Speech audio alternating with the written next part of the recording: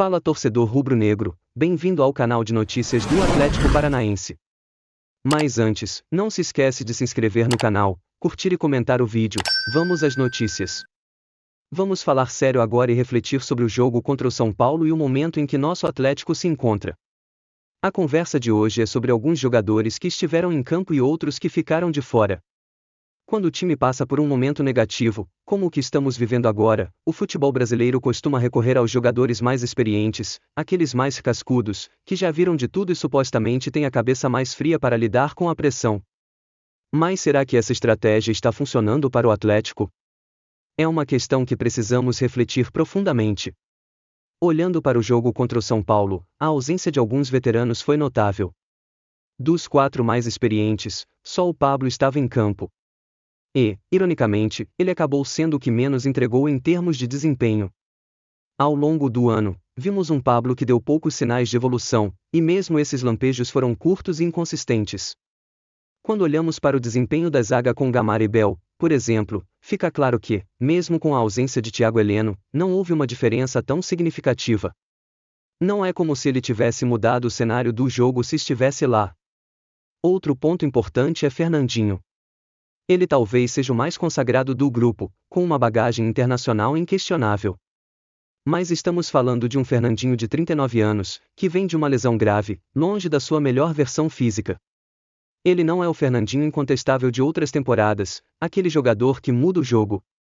E isso é algo que precisamos entender, as lideranças não têm aparecido como o esperado.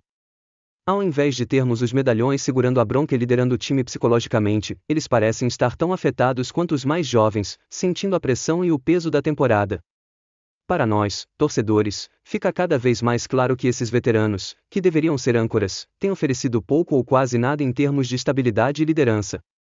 Existe aquele senso comum de que em momentos de crise são os medalhões que puxam a responsabilidade.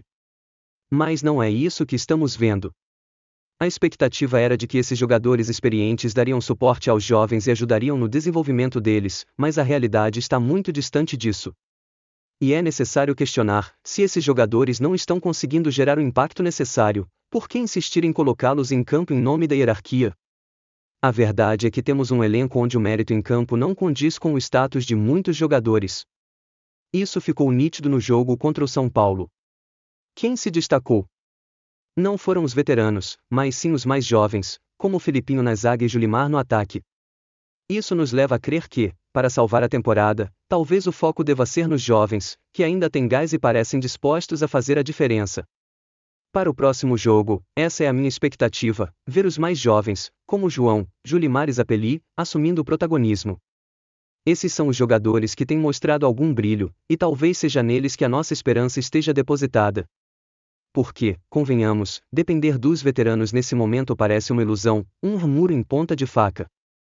Então, Atlético, é hora de pensar sobre o que queremos para o futuro.